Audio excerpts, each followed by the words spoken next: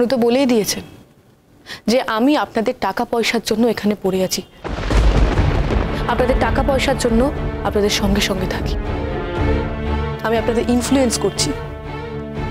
শঙ্খ রায় চৌধুরীকে এই বাড়িতে আমি ঢুকতে দিই না। ম্যাম, এই বাড়িটা আপনাদের।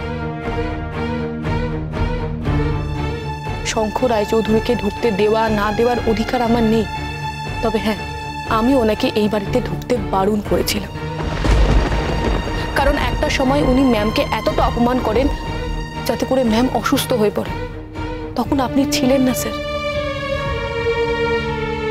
আর এছাড়া আমার কাছে কোনো উপায় ছিল না, আমি একা ম্যামকে রক্ষা করতে পারতাম না। মায়ের থেকে মাসির দরদ বেশি। হ্যাঁ শোনো, মা মাসি এই কোনো ভূমিকাতেই তুমি কিন্তু আমাকে কোনোদিন দরদ দেখাওনি, সুতরাং আজ তোমার মুখে এই কথাটা মানায় না যে মায়ের থেকে মাসির দরদ বেশি। এগুলো বলো না, ভাল কথা। তোমার যদি মা সম্পর্কে জানতে ইচ্ছে হতো তুমি আমাকে বলতে পারতে। শোনো, মায়ের সম্পর্কে জানার ইচ্ছে শুধুমাত্র আমি তার বায়োলজিক্যাল চাইল্ড বলে তাই জন্য নয়। আমাকে মায়ের সম্বন্ধে জানতে হবে এই কারণে যে আমাকে বাড়ির লোককে কিছু কথা বলতে হয়, জানাতে হয়। তারা আমাকে প্রতিনিয়ত জিজ্ঞেস করে, বাড়ির সবাই সবকিছু জানছে, বাড়ির সবাই সবকিছু জেনে যাচ্ছে, ও সবকিছু জেনে যাচ্ছে, অথচ আমি জানতে পারি না মায়ের কি হয়েছে না হয়েছে। আমাকে তার জন্য আপডেট থাকতে হয়, আমাকে লোককে বলতে হয়, জবাবদিহি করতে হয়, সেটা আমি করতে পারি না। একটা বাইরের মেয়ে সেখানে থাকবে, অথচ আমি এখানে থাকতে পারবো না। কিসের এত অর্ডার সিটি? কোন অর্ডার সিটি? না না, কেন এত অর্ডার সিটি? আমি অর্ডার সিটি মানি না, মানতে যাবো কেন? আমাকে বলো বলো। স্যার, উনি তো এখন এসে গেছেন, আমার সব দায়িত্ব শেষ। আমি আর আপনাদের বাড়িতে থাকবো না। আমি তো ম্যামের স্টুডেন্ট, চিরকাল ম্যামকে নিজের আইডল বলে মনে করেছি, আজও করি। তাই এই অবস্থায় আমি আপনাদের বাড়িতে প্রত্যেকটা দিন ম্যামকে দেখতে আসব। তাতে যদি আপনাদের আপত্তি হয় তাহলে পুলিশকে দিয়ে আমার আশাটা বন্ধ করার চেষ্টা করতেই পারে।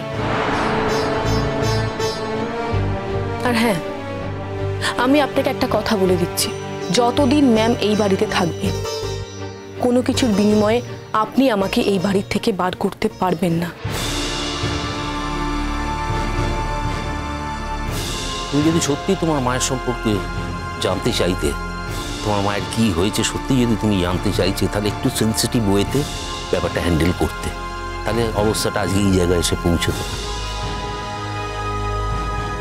শঙ্খ, তোমার মায়ের একটা খুব বড় অপারেশন আছে, অ্যান্ড হুইচ ইজ ডিফিকাল্ট, খুব ডিফিকাল্ট অপারেশন। তারপর তোমার মা কি কি অবস্থায় থাকবেন সেটা কিন্তু আমি জানি না। ডাক্তার ওকে মানসিক স্থিতিতে থাকতে বলেছে, একটা পিসফুল লাইফ লিড করতে বলেছে। সেখানে তুমি আসলেই তুমি তো চিৎকার চেঁচামেচি করবে, ন্যাচারালি তোমার মায়ের প্যালপিটেশনটা আরও বেড়ে যাবে, ওর মানসিক স্থিতি চলে যেত, ও অসুস্থ হয়ে পড়তো, আরও বেশি অসুস্থ হয়ে পড়তো, ব্লাড প্রেশার বেড়ে যেত। তাই জন্য আমি স্ট্রিক্ট হতে বাধ্য হয়েছি, আর তাই জন্যই আমি মোহরকে বলতে বাধ্য হয়েছি যে তুমি যদি এখানে এসে চিৎকার চেঁচামেচি করো, এরকম অশান্তি করো, তাহলে তোমাকে এখানে আসতে হবে না। শঙ্খ, আমি কি ভুল বলেছি তুমি বলো তো? কি ভুল বলেছো? আমি একটা মানুষ, আমার স্ত্রী অসুস্থ, হ্যাঁ, এমনিতেই এতগুলো দিন আমি তাকে পাইনি, আমারই দোষে পাইনি, হ্যাঁ, তারপর যখন পেলাম তারপরে সে অসুস্থ হয়ে পড়লো। আমার কি দোষ? কোথায় দোষ বলো তো? আমি কি অন্যায় বলেছি? আমার মতো মানুষের কি কোনো মানসিক মনের জোর থাকা উচিত বলো? আমি তো একদম ভেঙে পড়েছিলাম। তোমার মাই আমার মনকে সবসময় শক্ত করতে বলেছে, বলছে জীবনে লড়াই অনেক আসবে, কখনো হেরে যেতে নেই, কখনো লড়াইয়ের মাঠ ছেড়ে পালিয়ে যেতে নেই। তোমার মার অনুপ্রেরণাতেই আমি এত শক্ত হতে পেরেছি। আর মোহরের আশা, এখানে আশা নিয়ে তুমি বলছো, মোহর আশা না আশাতে কি আসে যায়? কিন্তু ও তো যা করছে তোমার মায়ের জন্য করছে। তোমার মা ওর ম্যাম, ও ম্যামকে ভালোবাসে, ও ম্যামের কাছে থাকতে পারবে না? হ্যাঁ, ও ম্যামকে ভালোবাসে, তাই ও ম্যামের কাছে থাকতে পারবে, ম্যামের ছাত্রী। আর আমি বাড়ির ছেলে, আমি থাকতে পারবো না আমার মায়ের কাছে। শঙ্খ, তুমি অধিকার বোধ নিয়ে এসছো আর মোহর ভালোবাসা নিয়ে এসছে। এইখানেই না তোমার সাথে মোহরের তফাৎ। অধিকার বোধ দিয়ে জীবনে সবকিছু পাওয়া যায় না তো, এইটুকু তুমি বোঝো। অধিকার বোধ দিয়ে আর যাই হোক, মানুষের মনের কাছাকাছি পৌঁছানো যায় না, মানুষের মন ছোঁয়া যায় না। তুমি আমাকে কোনোদিন ভালোবাসোনি, ভালোবাসতে পারবেও না, আমি জানি। স্যার, আজ থেকে আমি দিদির বাড়িতেই থাকবো।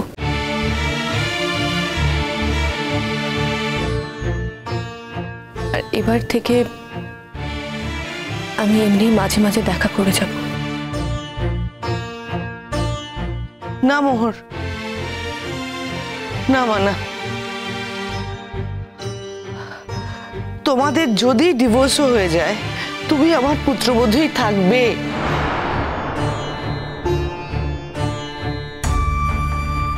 কেউ পারবে না, যেই হোক না কেন, তোমাকে আমার কাছ থেকে দূরে করে দিতে। যে কদিন বেঁচে আছি, আমি তোমাকে দূরে সরিয়ে রাখতে পারবো না আমার কাছ থেকে। পরিষ্কার করে বুঝে নাও আমি কি বলছি। ও নিজের ছেলেকে দূরে থাকতে দেবে, ভালোই।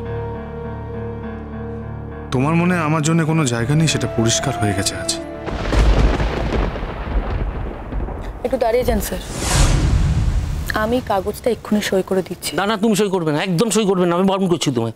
প্লিজ স্যার, আমাকে আপনি এই অনুরোধটা করবেন না। আমি আপনার এই অনুরোধটা রাখতে পারবো না, আমাকে ক্ষমা করবেন। দিক দিক দিক, ডিভোর্সটা দিয়ে দিক। সত্যি তো, কেউ যদি ডিভোর্স চায়, জোর করে তাকে আটকে রাখা যায় কি? ও আমাকে ভালোবাসুক, আমি এটা এক্সপেক্টই করি না একদম।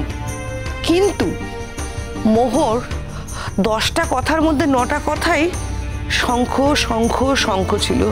পাগলের মতো যে মেয়েটা ভালোবাসে, ও তার কাছ থেকে ডিভোর্স চাইছে। দিয়ে দাও ডিভোর্স, দিয়ে দাও।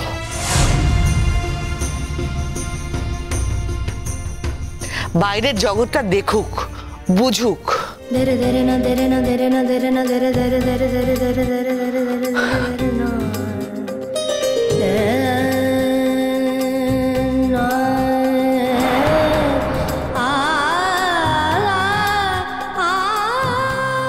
শঙ্খ, এখনো সময় আছে, নিজেকে বদলাবার চেষ্টা করো,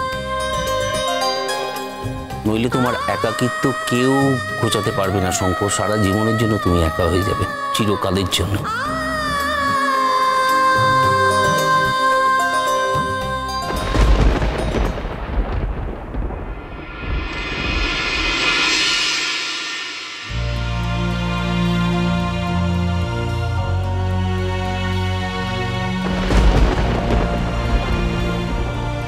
কাগজটা নিকুচি করেছে তোমার কাগজে। না না, তোমার যদি কাগজ টাগজ এসব পিটিশন দেওয়ার থাকে, সেটা তুমি পাঠিয়ে দাও, পাঠিয়ে দেওয়ার কথা ছিল তো।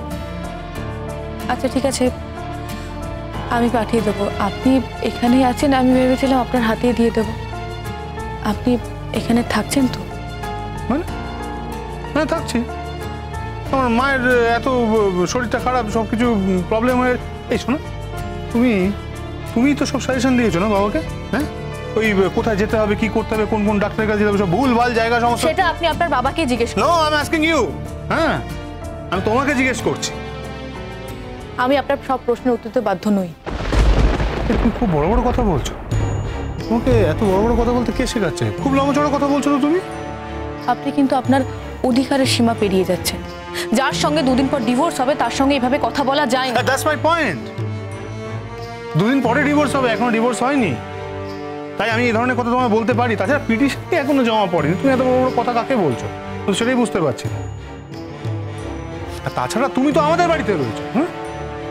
এখানে থাকছি না তো, আমি তো চলেই যাচ্ছিলাম। স্যার আজ যেতে বারণ করলেন, তাই আমি কাল সকালেই চলে যাব। এই শোনো, তুমি তুমি কোথায় যাবে না যাবে এটা কিন্তু আমি ডিসাইড করবো। কারণ I am still your husband and your my wife. আমাদের কিন্তু এখনো কোনো ডিভোর্স হয়নি, হ্যাঁ? তাই জন্য এটা বলার অধিকার আমার আছে, আর আমি এটা নিয়ে I concern. Am so sorry, I am so sorry. আমার কাছে পিটিশনে সই করা আর ডিভোর্স হয়ে যাওয়া, এই দুটোর মধ্যে কোনো পার্থক্য নেই। হ্যাঁ, কোনো পার্থক্য নেই। মানে তুমি হচ্ছে লয়ার, তুমি হচ্ছে জাজ, তুমি ম্যাজিস্ট্রেট, তুমি সমস্ত কিছু, তুমি আইন ঠিক। আমি শুধু আমার কথা বলেছি, আমার মনে যা আছে আমি সেটা বলার অধিকার আছে। তোমার মনে যা আছে সেটা বলার অধিকার তোমার থাকতে পারে, কিন্তু আইন তো আইনের পথে চলবে, তুমি তো আইনের ঊর্ধ্বে নও।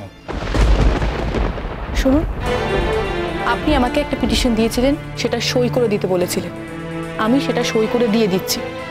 নিয়ম মতো মিউচুয়াল ডিভোর্সের জন্য আমাদের 6 মাস একসাথে থাকার কথা নয়। ইভেন আমাদের মধ্যে কোনো কথাবার্তা হোক, এটাও নিয়ম নেই। আর আপনি সেই নিয়মটা ভাঙার চেষ্টা করছেন। আপনি বারবার জিজ্ঞেস করছেন আমি কোথায় যাচ্ছি, কেন যাচ্ছি, ইত্যাদি ইত্যাদি।